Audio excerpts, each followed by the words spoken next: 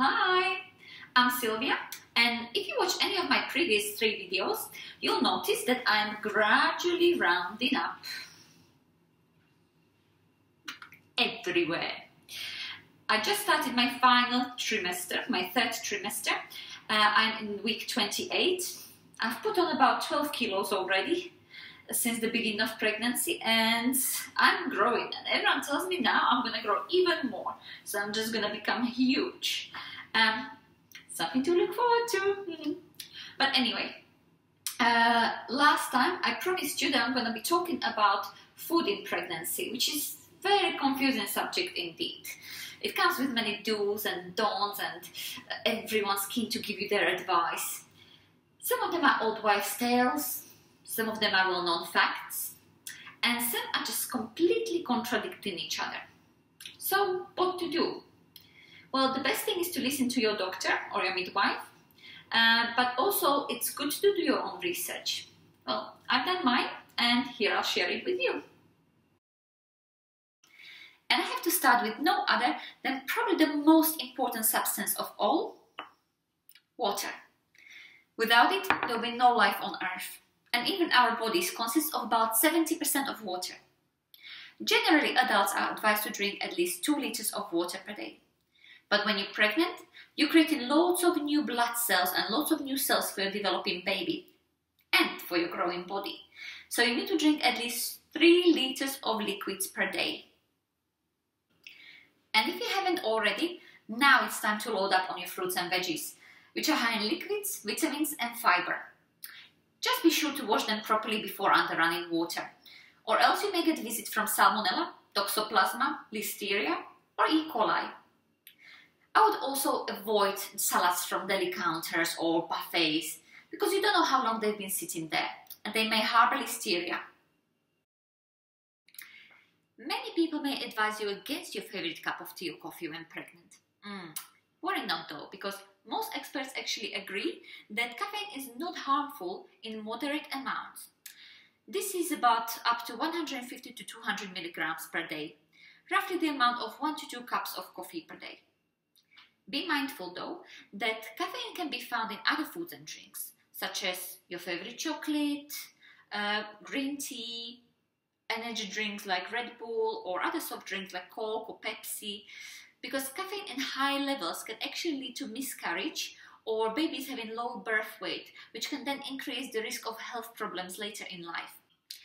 Meat is a great source of dietary protein and energy. Just be mindful, it is always cooked through. There is no pink in your steaks or burgers, your chicken and poultry always cooked through, because raw or undercooked meat can harbor Listeria, Toxoplasma, Salmonella and other bacteria that can be harmful or even fatal to your unborn baby. I would also avoid cold cuts, your salamis and hams and chorizos in deli counters or buffets, because you don't know how long it's been sitting there, and it can also harbor Listeria and other bacteria. So I'm talking about all these Listerias and Salmonellas and Toxoplasmas, and they all sound very scientific, but what are they and what are they causing? Well, Listeria, for example, is a bacterium that causes listeriosis. It can be found in soil, water, some animal meats and milk products.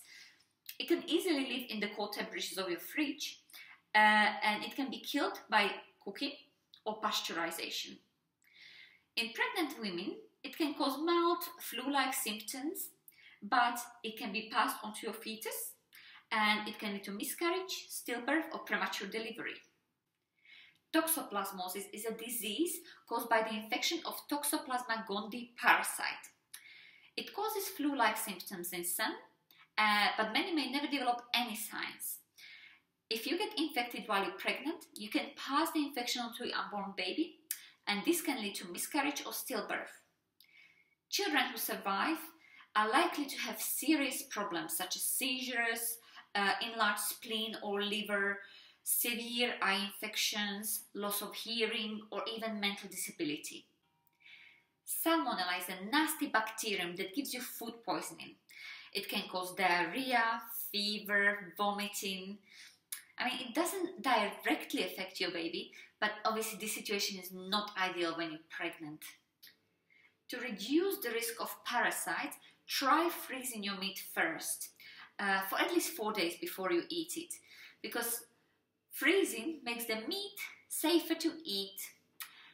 Also, I would stay away from all types of liver and liver products, such as liver pâtés, sausages, haggis, and so on, because it contains too much vitamin A, which can be harmful for your baby. In fact, stay away from all pâtés, even the vegetable ones, because those can harbor listeria. Fish is another great source of dietary protein and nutrients, but be aware that many contain high levels of mercury, which is a pollutant that affects your baby's nervous system.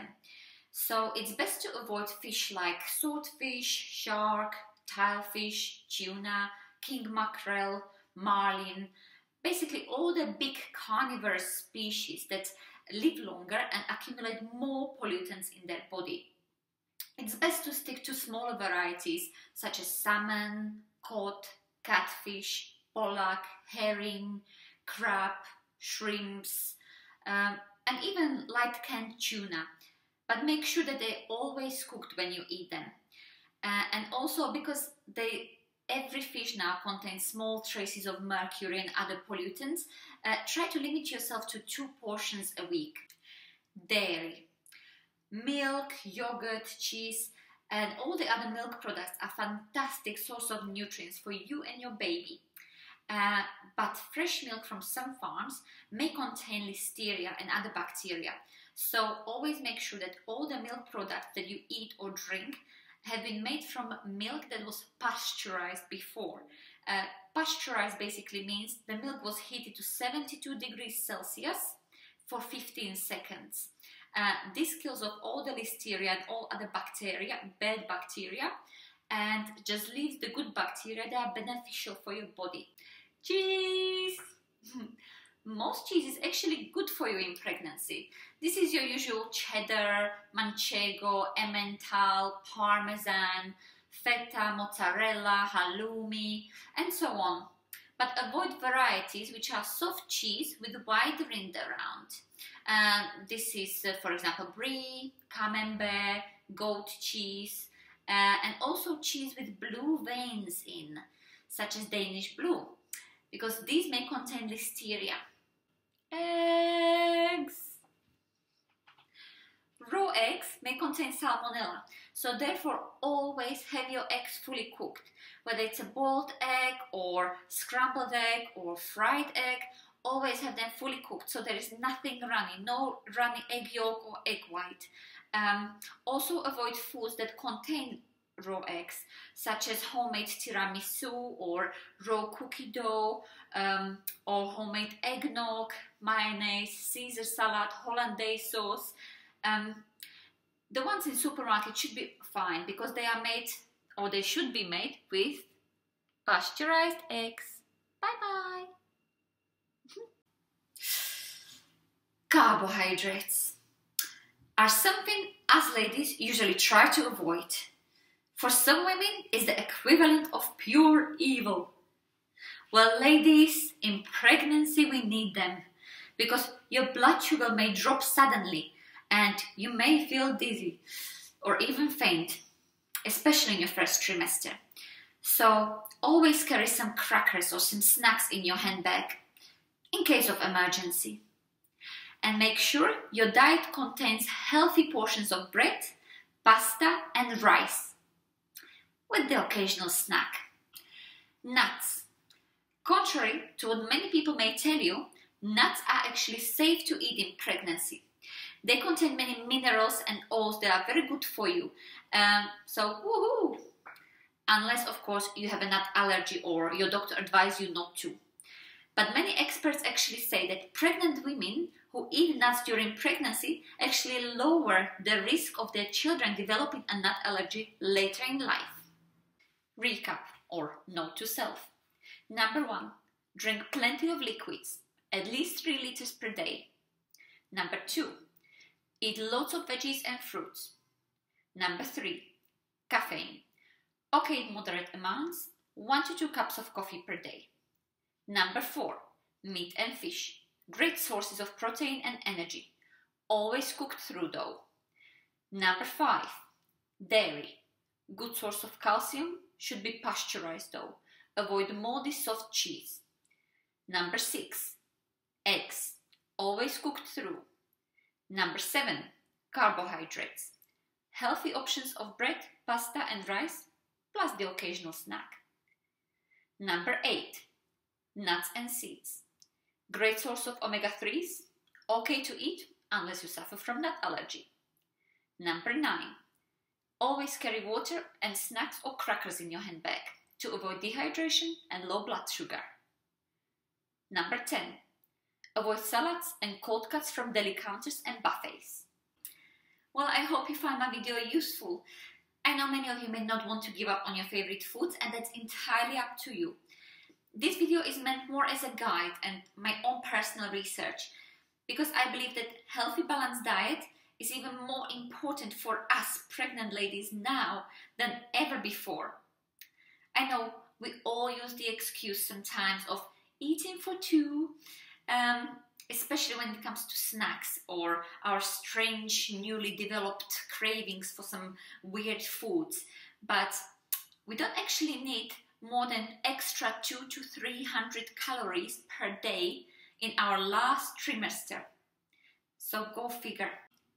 But if you are still in your first trimester, you may experience severe nausea and vomiting, so it may be harder for you to eat your healthy balanced diet and keep it down. Many women even lose weight in this trimester. But don't worry too much. As long as you keep taking your prenatal vitamins and minerals, that should supply you with enough nutrients to get you through this trimester. And once you start feeling better, you can start eating your healthy balanced diet. So prenatal vitamins and supplements are super important in pregnancy. And I will cover this topic in my next video. So stay tuned, subscribe, share, like, and thank you for watching. I'll see you next time. Bye bye.